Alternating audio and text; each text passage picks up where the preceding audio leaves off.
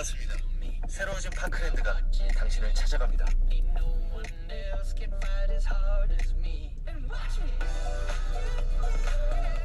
올 뉴 파크랜드. 당신의 오늘을 위한 파크랜드. 집안 위생이 걱정이세요? 유해 세균과 바이러스를 제거하는 살균 소독제를 사용해 청소하세요. 그리고 30초 이상 손을 자주 씻는 게 좋습니다. 청소와 살균은 유한락스. 예, 오늘도 뉴스타펜이 자랑하는 뉴스고수 네 분과 함께합니다.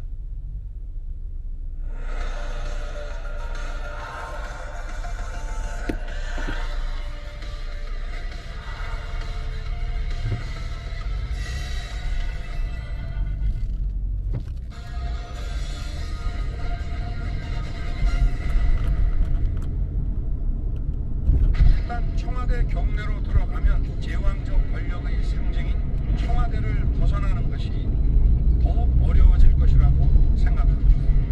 근데 청와대라는 건 없습니다. 개인적으로는 지금 세종배치무실 이전 계획이 마땅찮게 생각합니다. 사무관까지 나가라. 이런 식의 추진이 정책을 위협한다고 생각합니다.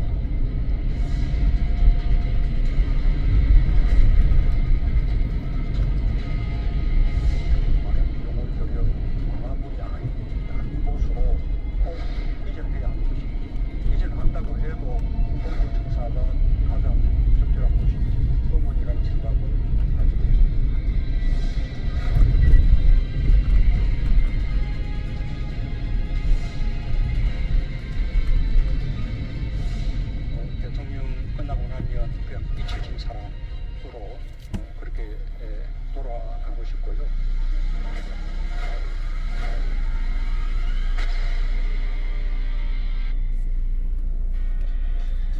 예, 금요일 뉴스타텐은 바로 여기부터입니다. 보신 것처럼 문재인 대통령이 퇴임 10여일을 앞두고 마지막 국민청원 답변자로 직접 나섰습니다. 그런데 또 충돌했습니다.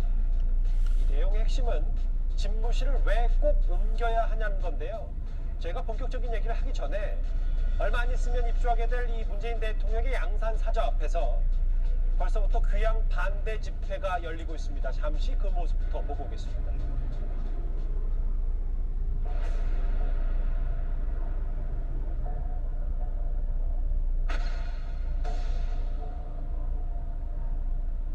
이 동네 금산리 마을에 노인 회관이나 이렇게 해가지고 1인 가수도 옛날 사람들 어디 아파트로 돌아가기를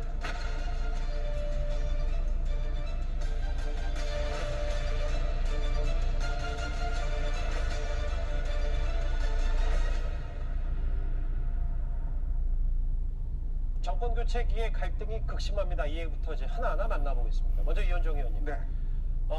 일단 열흘 뒤면은 양산으로 내려가게 될 문재인 대통령인데 여기에도 지금 일부 집회 참가자들, 지지자들 혹은 반대자들이 문 대통령 국정 운영 성공적으로 마쳤다, 귀향을 환영한다 이런 의견도 있는 반면에 잘한 거 없으니까 여기 오지 말고 다른 데로 가야 된다. 벌써부터 찬반 집회가 시끌시끌합니다.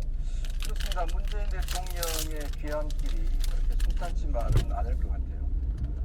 지금 본인은 이제 고향으로 내려가 잊혀진 대통령이 되고 싶다 이렇게 말씀하셨는데 아마 주변 여건들이 잊혀지지 않게 만드는 것 같고 또 본인도 최근에 문재인 대통령 행보를 보면 결코 잊혀지고 싶은 대통령 행보가 아니라는 판단이 들 만큼 굉장히 적극적인 지금 이야기를 하고 있습니다. 아마 문재인 대통령 임기 내내 들었던 말보다 최근에 들었던 게 더 많이 들었지 않냐 싶어요.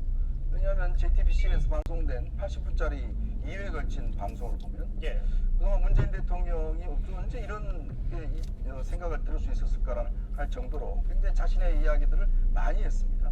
자, 그것도 모자라서 이제 본인이 국민청원에 대한 답을 한 것인데 그러니까 임기 중에 국민청원에 대한 답을 예전에 한번 제가 알기로 몇 년 전에 한번 한 적이 있고 이번이 두 번째로 알고 있습니다. 예. 근데 굳이 또 이 집회에 답을 하면서 윤석열 당선인의 지금 용산 이전 문제나 이런 것에 대해서 지금 굉장히 비판을 했단 말이죠. 왜 국민들하고 소통이 없었냐? 한 번도 논의를 거치 않고 있느냐라고 이야기를 했는데 글쎄요. 문재인 대통령 본인도 광화문 시대를 열겠다고 이야기를 했고 근데 그 약속을 지키지 못했습니다. 근데 이거는 윤 당선인이 이미 공약으로 내걸었던 사안이죠. 지금 사실은 대통령이 반대한다고 해서 뭐 변화가 있을 상황이 아니지 않습니까? 이미 진행이 돼 있는 상황이에요. 근데 굳이 왜 이 시점에서 이 문제를 집중적으로 제기하는 걸까? 아마 그거는 이제 뭐 앞으로 토론을 하겠지만 예. 결국 여러 가지 정책에는 포석이 있지 않겠는가 그런 해석을 해봅니다. 예. 보신 것처럼 여러 그 양산 사저 주변도 시끄러워지고 있고 아마 퇴임식과 추모식 진행되면 그 목소리들은 더 커질 수밖에 없을 것 같습니다. 자, 그럼 저희가 본론으로 가볼까요? 지난달 문재인 대통령은 윤 당선인과의 만찬 회동에서 대통령 집무실 이전에 협조하겠다 이렇게 밝힌 것으로 전해졌었는데 최근 문재인 대통령의 기류는 좀 다른 것 같습니다. 그 작심 발언 좀 더 구체적으로 들어보겠습니다. 저는 개인적으로는 지금 그 새 정부의 집무실 이전 계획이 별로 마땅치 않게 생각이 듭니다.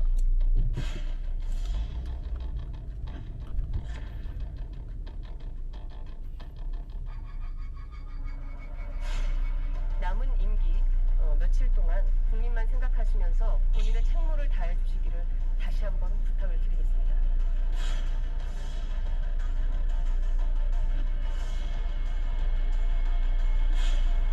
많은 비용을 들여 광화문이 아닌 다른 곳으로 꼭 이전해야 하는 것인지, 안보가 엄중해지는 시기에 국방부와 합참, 외교부 장관, 정관 등을 연쇄 이전시키는 방식으로 추진하는 것이 맞는지 의문이라는 생각을 가지고 있습니다. 국가의 병력 해결은 토론 없이 밀어붙이면서 소통을 위한 것이라고 하니 무척 모순적이라고 여겨집니다.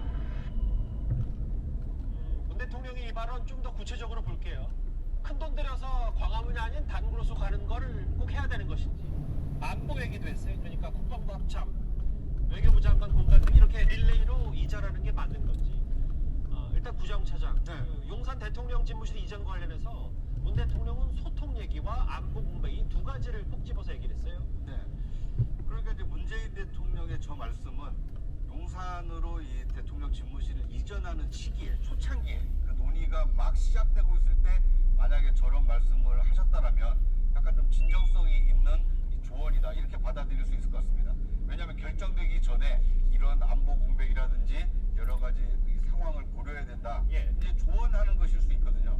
그런데 지금 상황은 그 청와대가 그 용산으로 대통령 집무실이 이전하는 것이 확정이 됐고 예산도 편성이 돼서 지금 이사 준비를 마치고 일부는 지금 이사를 하고 있는 상황입니다. 더더군다나 이제 열흘밖에 남지 않았거든요. 이전 그 개시일이.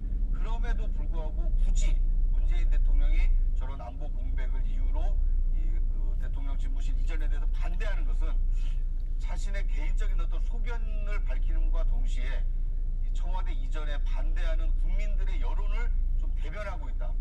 그런데 그것이 지향하는 것은 단순히 그 대통령의 뜻을 밝히는 것에 그치지 않고 이거에 대한 찬반 여론을 확인할 기회가 곧 다가오지 않습니까? 6월 1일 치러지는 지방선거에서 윤석열 이 대통령 이 정부가 추진하고 있는 것에 대해서 찬성하는 여론이 많으면 여당 후보에게 많은 표가 몰릴 것이고 예. 만약에 반대하는 여론이 많아지면 이 반대 진영 야당의 이 표가 몰릴 수 있기 때문에 이런 그 대통령 집무실 이전에 대한 논란을 물러나는 현직 대통령이 강하게 반대하고 나선 것은 상당히 다분히 어떤 정치적인 포석에 깔려있는 발언이 아닌가 뭐 이런 해석이 가능할 것 같습니다. 구정차장 말씀은 뭐 이런 내용이 맞다 손 치더라도 지금 시점에 뒤늦게 말하는 건 정치적 의도가 있을 것이다 이렇게 보시면 돼요. 근데 소정수 국장님, 근데 문재인 대통령 입장에서 봤을 때는 윤 당선인 측이 이 대통령 집무실 이전을 국민 여론 수렴, 뭐 공론화 과정이 좀 너무 짧지 않았냐, 이 비판 포인트는 좀 맞는 얘기 아닌가 어떻게 볼 수 있을까요? 그 부분에 대해서는 동의하는 국민들이 많이 있지 않을까 하는 생각이 듭니다. 저희 개인적으로도 어쨌든 집무실 이전하는 그런 추진 과정이라든지 또 지금 공간을 정하는 과정이라든지 현재 이 청와대를 개방하는 이런 부분이라든지 이런 것들이 너무 지금 급하게 추진되고 있는 것 아니냐. 그리고 그 과정에서 여러 차례 좀 변화도 겪고 이러면서 과연 이런 부분들을 이렇게 급하게 추진하는 것이 과연 맞느냐에 대한 의구심을 갖는 그런 국민들도 많이 있는 거죠. 그런 측면에서는 충분히 어떤 지적 자체가 있을 수가 있는데 문제는 이게 전현직 대통령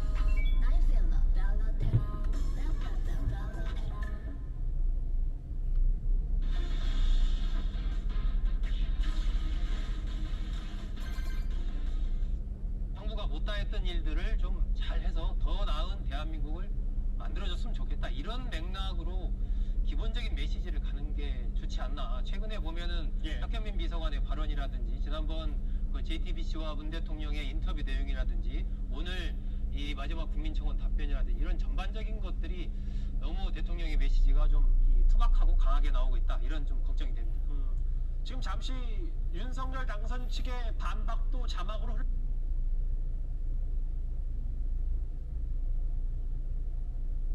흘러나갔습니다.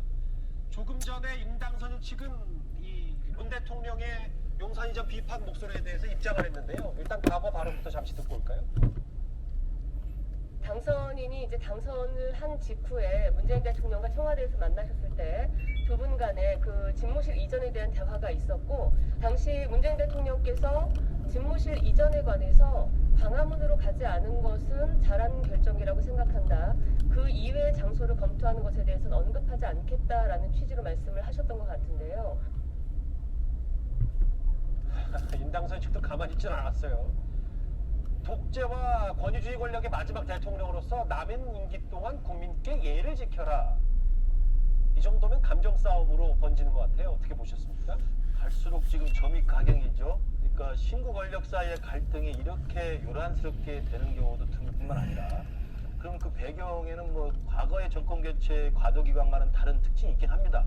일단 0.7%라고 24만 표라고 초박빙의 차이라고 하는 점이 작용을 하고, 당장 대통령 취임 이후에 한 달이 채 안 된 상태에서 지방선거라는 전국선거를 치르기 때문에 각각의 진영과 지지자들 사이에 새 결집이라는 그 정치적인 계산이 분명히 들어가 있는 것 같습니다. 그렇다고 하더라도 이번에 지금 문재인 대통령과 퇴임하는 문재인 대통령과 새로 들어서는 윤석열 당선인 사이에 이렇게 사사건건 충돌하는 건 제가 볼 때 정말 과도하다는 생각이 드는데, 무엇보다도 윤석열 당선인이 청와대를 밖으로 옮겨서 광화문도 생각해봤지만 결국은 용산이라고 하는 곳을 택하기로 결정을 한 것은 기왕지사가 된 겁니다. 그리고 그 과정에서 소통이 부족했느니 뭐 여러 가지 우려가 있다고 하는 것은 그런 일각의 우려들을 앞으로 잘 극복하고 헤쳐나가면 되는 거라고 생각합니다. 그럼에도 불구하고 결정이 다 됐고 예산이 집행이 됐고, 지난달에 문윤 회동에서 문재인 대통령도 그것을 동의해주고 인정해준 상태가 됐는데도 불구하고 임기가 퇴임하는 날이 얼마 남지 않은 상태까지, 그것도 한 번이 아니고 두 번씩이나 연거푸 JTBC 대담과 오늘 첫 국민청원 직접 답변을 통해서 가장 돌직구식으로 직접적인 이 비난을 하니까 도대체 이게 무엇이라는 생각을 할 수밖에 없고요. 그러다 보니까 당선인 측에서도 제가 볼 때 당선인 측도 굉장히 센 발언이 나온 거죠. 독재와 권위주의 권력의 마지막 대통령. 이것만 들어오면 독재 대통령이라는 느낌이 오지 않습니까? 그리고 대통령으로서 품위를 지켜라 라는 이야기를 한 걸 보면 지금 정말 점입 가경의 형태인 것 같은데, 지금이라도 문재인 대통령 다우려면 사실은 떠나가면서 그동안에 자기의 5년을 좀 돌이켜보고 소회를 좀 밝히고 새로 등장하는 윤석열 정부에 대해서 기대와 주문과 약간의 권고 정도만 좀 포지티브하게 해주면 되는 것이지, 어떻게 저렇게 돌직구식으로 딱 집어가지고 비난을 하는지 제가 좀 이해가 되지 않습니다. 지금 자막으로 윤 당선인 측의 오늘 문 대통령 관련 반박 발언들이 나가고 있는데, 남은 임기 동안 국민께 예의를 지켜달라. 그리고 문 대통령은 국민에게 청와대를 돌려드리지 못한 채 임기를 마쳤다. 청와대 개방 약속 실천하는 당선인을 돕는 게 마지막 도리다. 이런 얘기들을 하고 있어요. 마지막 말도 좀 듣기에 따라서 센 발언이네요. 남은 임기 동안 마지막으로 할 일 찾아 최선을 다하라. 예의 얘기도 하고요. 이현정 의원님. 결국은 인수위 측에서도 이 발언을 두고 아마 문 대통령의 정치적 의도가 있는 거 아니에요? 혹은 지방선거를 앞둔 정치적 발언은 아니냐, 이렇게 해석하고 저렇게 강하게 맞받아치고 있는 겁니까? 문재인 대통령이 JTBC 인터뷰 그리고 이번 발언을 보면 상당히 좀 모순적인 말을 많이 하신다 이런 생각이 들어요. 그 이야기는 뭐냐면, 자, 국가의 100년 대계가 담긴 청와대 이전을 토론 한 번 없이 이렇게 결정하는 것은 소통의 문제가 있다 이야기했지 않습니까? 그렇다면 74년 된 국가의 형사사법체계를 바꾸면서 법사위에서 단 15분 만에 통과시킨 거는 토론이 있었나요? 공청회 한 번 있었나요? 검수완박도 그렇죠. 토론 없이 됐다 이 말씀. 아무것도 없었잖아요. 그럼 그 문제에 대해서 손석희 의원과 3번이나 물었습니다. 왜 이렇게 갑작스럽게 이걸 바꾸느냐 하느냐 입장을 이야기해달라. 말 못하겠습니다. 또 물었어요. 또 말 못하겠습니다. 3번째 물었어도 그건 언급하는 게 적절하지 않습니다라고 이야기를 했습니다. 자, 그러면 똑같은 기준이라면 윤 당선인이 예를 들어 토론 한 번 없이 청와대를 이전했다는 거에 대해서 본인이 소통 부족이다 지적을 했지 않습니까? 그렇다면 검수완박에 대해서는 어떻게 생각하실까요? 똑같은 기준 아닙니까? 예를 들어 제도적으로 보면 이 검찰 수사권이라는 것 자체는 우리나라 14년 동안 한 번도 어떤 면에서 보면 없어진 적이 없습니다. 근데 그걸 바꾸는 데 대해서 문재인 대통령이 아무런 언급도 하지 않았어요.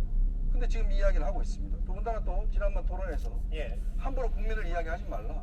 그다음 함부로 정의를 이야기해서는 안 된다. 정의는 누구의 소유가 아니다 이야기를 했습니다. 한동훈 후보자 겨냥하면서 네. 그 말했죠. 예. 근데 문재인 대통령 그동안 보시면 계속 촛불혁명, 촛불 정신을 이야기를 했어요.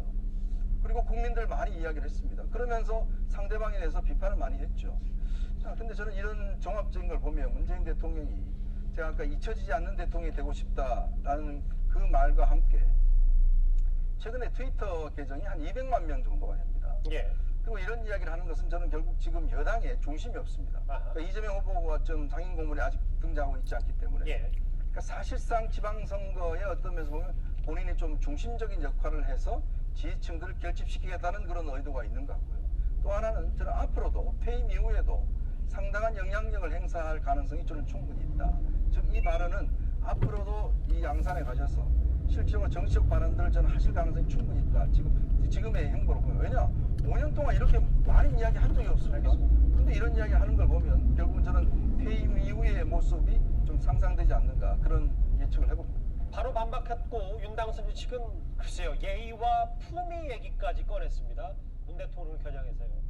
근데 문재인 대통령의 앞서 인터뷰를 보면